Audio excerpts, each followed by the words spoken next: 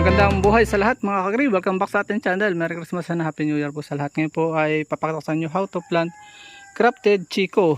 Makapapansin nyo ito yung may tuod. Ito po ay marketed chico. Paugat. Ayan na, tumagal din naman ng ilang panahon. Pero mabuhay siya sa bagyo. Titingnan natin kung alin na mas matibay sa dalawa. Grafted versus marketed. Ayan, mapapansin nyo. Tinabasan ko muna ng mga hadlang na mga obstacle sa obstruction sa sunlight, makakapigil para kaagaw kompetensya sa sunlight. Binawasan ko na yung avocado, hindi naman sure ang bunga at marami pa naman tayo avocado ditong iba-ibang variety. Ayun, huwag natin patagalin, let's go. Katulad nila ng ibang paraan ito, huhukayan at tatanggalin yung plastic. Kung may abono kung pwedeng ilagay, di ilagay natin. At kung wala naman ay mataba naman ang lupa dito, nagamit lang po ako ng bao at yan, shovel. Yan lang po yung pagtatanim niyan. So let's go na, huwag natin patagalin.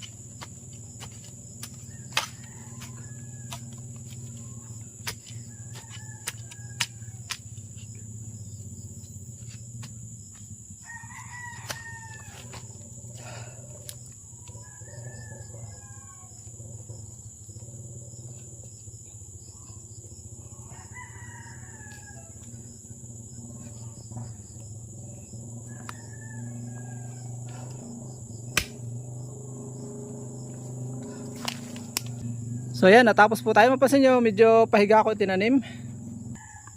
Napansin ko po talaga na kapag chico ay padahilig ang puno, ay matibay sa bagyo. Kaya po ganyan ang sinubukan kong style sa grafted. Sa markot na pa-observe ko yun, baka sakaling ganito rin. O, yan, o. Hindi naman hilig na hilig ko, pero kung maaaring ihiga mo, hindi mas maganda, parang mangga. Matibay sa bagyo pagka ganyan yung strategy. So yun lang, maraming salamat. Merry Christmas and Happy New Year po muli. Please support all Filipino vloggers. Pakita natin sa Badal Kakasi po Live Filipino. Paalam mo na po. Happy New Year. God bless us all. At dyan po nagtatapos ang munti natin vlog. Kung kayo po yung napagpala at mahilig kayo sa ganitong klase mga upload, please consider subscribing and hitting the bell icon so that you'll get notification sa mga upcoming namin videos. Ano po?